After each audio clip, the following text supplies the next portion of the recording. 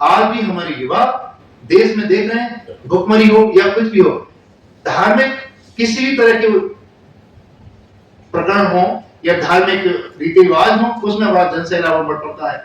मेरे हिसाब से रोजगार के लिए, बड़ी शिक्षा के लिए, महंगी होती शिक्षा के विरोध में एक भी आंदोलन करो। बाबा साहब डॉक्टर अंबेडकर ने जितना भी जीवन जिया है वो हर वर्ग के लिए जिया है। आपको अच्छे से याद होगा, संविधान पर कुछ समय पहले कुछ टिप्पणियां की गई थी, तो हमारे पूर्व CJI chief justice of India doctor D.Y.. Chandrachud ने भी कहा था कि संविधान उन लोगों की भी रक्षा करता है जो संविधान को नहीं मानना चाहते। तो देखिए,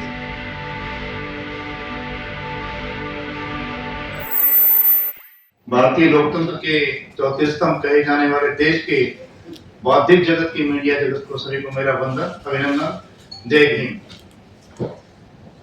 देश में जब जब बदलाव आए हैं तो विचार से ही क्रांति आई है। विचार क्रांति पैदा करता है। जर्मन दार्शनिक हुए थे मैस्नी, उन्होंने कहा था कि कोई भी व्यक्ति विचार से बहुत बड़ी क्रांति ला सकता है, विचार से ही बदलाव ला सकता है। दुनिया का दौर किसी से छिपा नहीं है।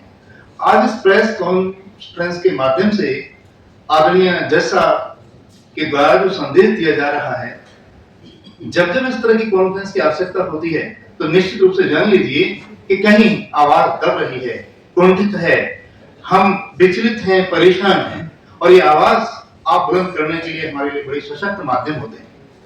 तो आपका सबसे पहले धन्यवाद। देखिए, बातें बहुत तरह की कही जा रही हैं। मैं बात रखना चाहूंगा कि देश में जितनी भी एट्रोसिटीज की घटनाएं घट रही हैं या बाबा साहेब डॉक्टर भीमराव अंबेडकर की प्रतिमाएं खंडित की जा रही हैं या क्षतिचित की जा रही हैं, इनके पीछे कारण क्या है?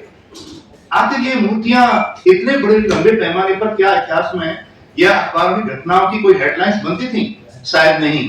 ये कुछ दौर है, एक दशक से देखने में आ रहा है कि ये इस तरह की विक्षिप्त मानसिकता के लोग हैं, ये बिल्कुल इनको पसंद नहीं आ रहा है। मैं शुरुआत करूंगा भारत की, यहां से बिल्कुल बैक में, भारत की संसद से।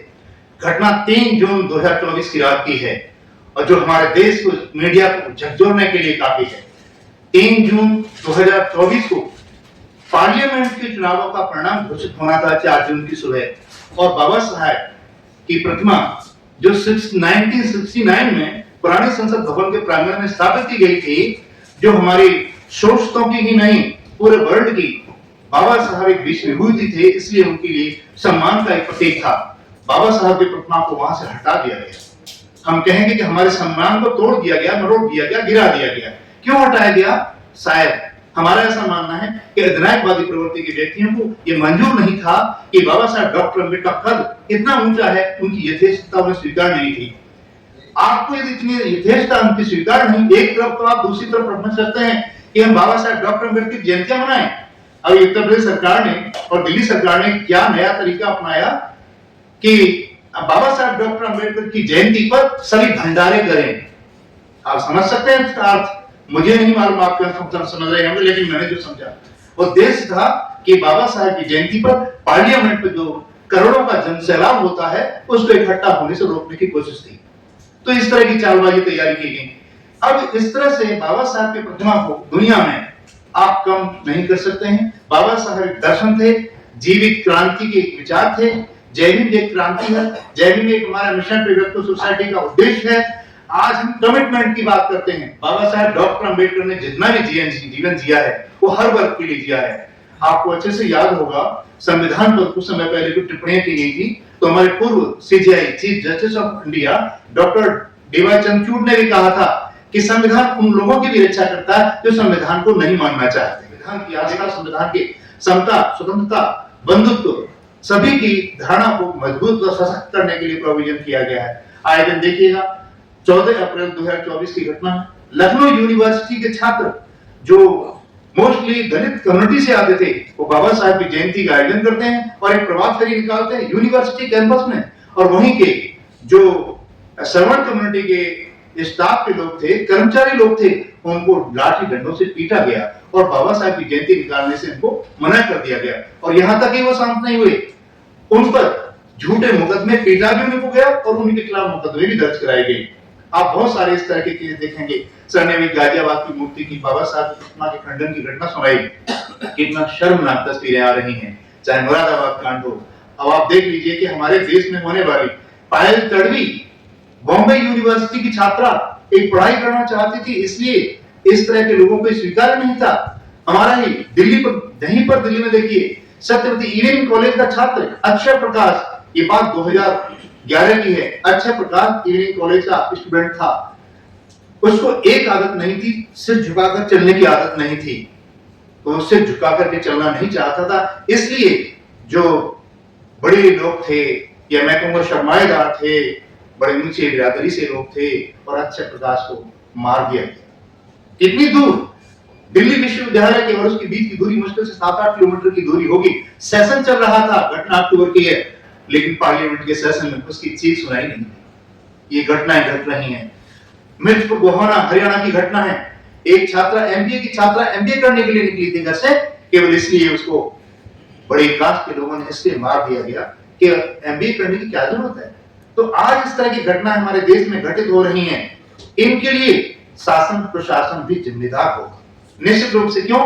क्योंकि जब कभी भी घटनाएं घटती हैं तो क्या शासन प्रशासन की कोई जिम्मेदारी नहीं है? यदि शासन प्रशासन कहीं पर इस तरह की दुर्दांत घटनाएं होने वाली होती हैं, उन घटनाओं को यदि रोकने के लिए भारी तरीके से, अच्छी तरीके से इंतजाम करेगा, तो शायद सड़क लेने वाले आगे ऐसी घटनाएं घटने के लिए या इस तरह की कुछ हरकतें करने के लिए बाहर आएंगे, या वो आगे हिम्मत नहीं जुटा पाएंगे। देश में आए दिन आप देख रहे हैं क्या दौर चल रहा है हमारे छात्रों की। मैं इसमें एक चीज और जोड़ना चाहूंगा कि ये घटनाएं बाबा साहब की प्रतिमा से संबंधित हैं। बाबा साहेब को लोग सोच रहे हैं कि बाबा साहब, अमेरिकी राष्ट्रपति बराक ओबामा ने कहा था कि डॉक्टर अंबेडकर यदि भारत में पैदा हुए होते तो हम उन्हें सूर्य कहकर पुकारते। आज भारत का जितना भी लॉ का स्टूडेंट्स है, चाहे सामाजिक सरोकार हैं, सामाजिक क्रांति के जनक हैं, लॉ का, चाहे वो पॉलिटिकल साइंस का रिसर्च शोधार्थी, हर स्टूडेंट्स बाबा साहब डॉक्टर अंबेडकर को पढ़ रहा है। आज विश्व के कम से कम 54 कंट्रीज में बाबा साहब डॉक्टर अंबेडकर चेयर के नाम से कहीं फैकल्टी हैं, डिपार्टमेंट हैं, लाइब्रेरीज हैं, यूनिवर्सिटीज के इंस्टीट्यूशंस के नाम चल रहे हैं। आप नाम छोटा करना चले हैं तो ये देखने की बात है कि बाबा साहब का नाम छोटा नहीं कर सकते। बाबा साहब शायद अपने समय में जब जिंदा थे, डॉक्टर अंबेडकर जिंदा थे, उस समय इतने भारी नहीं है। उससे ज्यादा इस तरह के विरोधियों को, जो बाबा साहब की आस्था को, उनके दर्शन में विश्वास नहीं रखते, आज उनके लिए उनके परिनिर्वाण के बाद ज्यादा भारी महसूस होते हुए दिख रहे हैं। तो देश देख रहा है आपको, आपकी कर्तव्यों को देख रहा है। बात तो की जाती है, बाबा साहब के हम आयोजन किए जाते हैं, छात्रों को भी ये सलाह और सीख आदर्श निकाले जाते हैं कि छात्रों की प्रतियोगिताएं कराई जाएं। लेकिन आप सिखाना क्या चाह रहे हैं? आप संदेश क्या देना चाह रहे हैं? बाबा साहब, आपने अपना जो भी सिलेबस तैयार किया है, कितने कॉलेज की, कितने माध्यमिक एजुकेशन के, सेकेंडरी एजुकेशन में, प्राइमरी एजुकेशन में बाबा साहब डॉक्टर अंबेडकर के बारे में कितने चैप्टर्स जोड़े हैं आपने चैप्टर जोड़े नहीं है, बल्कि घटाए हैं। जबकि आपको सबक लेना चाहिए दुनिया की, वर्ल्ड की कई यूनिवर्सिटी से। अमेरिका की कोलंबिया यूनिवर्सिटी में जहां बाबा साहब ने अध्ययन किया था, आज भी वहां पर फ्रंट पर बाबा साहब की लाइब्रेरी में मूर्ति लगी है, और वहां के स्टूडेंट्स, जो वहां के रिसर्च स्कॉलर्स हैं, बाबा साहब के ऊपर ही अध्ययन रिसर्च कर रहे हैं। तो इस तरह के शोध निबंध, शोध अध्ययन आज करने की जरूरत है।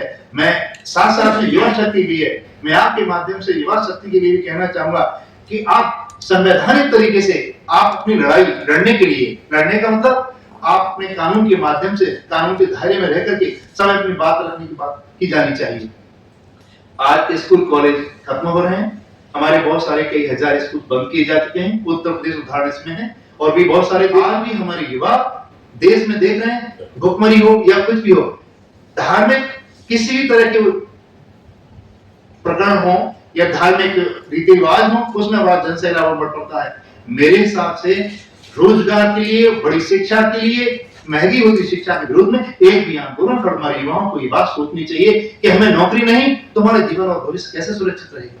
तो ये बहुत सारे इस तरह के मुद्दे हैं। एक मामला हमारा बहुत ही जीवंत है, महाबोधि। मैं बुद्धिस्ट हूं, मैंने डॉक्टरेट किया है बुद्धिज्म फिलोसफी में। तो मेरा मानना यह है कि हमारा बौद्धों का तीर्थ स्थल है महाबोधि विहार बौद्ध गया टेम्पल, जहां पर अभी देखने में आया कि 1949 के बीटीएमसी एक्ट को रिलीज कराने के लिए हम संघर्ष कर रहे हैं। और इसके बाद में अभी जो पिछले वर्ष की ही घटना है कि जहां बौद्धों का आंदोलन चल रहा है, वहां पर जाकर के कुछ सामंती प्रवृत्ति के हिंदू महत्वपूर्ण रीति रिवाज के लोगों ने जाकर के वहां पर अपने ढंग से पूजा अर्चना की और हमारे बौद्ध भिक्षुओं को भी वहां पर उनको हमला किया, मारा पीटा। तो ये कैसे हमारी बौद्धों की सांस्कृतिक विरासत को नष्ट करने की तैयारियां किया? हम ऐसा होने नहीं देंगे।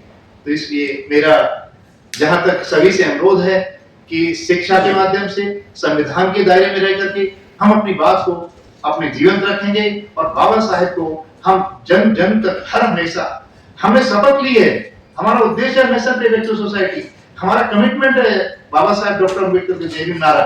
तो इस कमिटमेंट को पूरा करने के लिए हम सब अपनी आवाज उठाते रहेंगे और हम जो कहीं भी हमारे छात्रों, युवाओं, दलितों के साथ में, चाहे वो मार्जिनलाइज्ड हैं, हाशिए पर पड़ी हुई कोई भी व्यक्ति है, उन सब के साथ में, किसी के साथ भी मैं समझता हूं कोई भी इस तरह की जायजती होती है तो उसके लिए हमें अपनी आवाज बुलंद करते रहना होगा। मैं धन्यवाद देना चाहूंगा आप सभी का। जय भीम।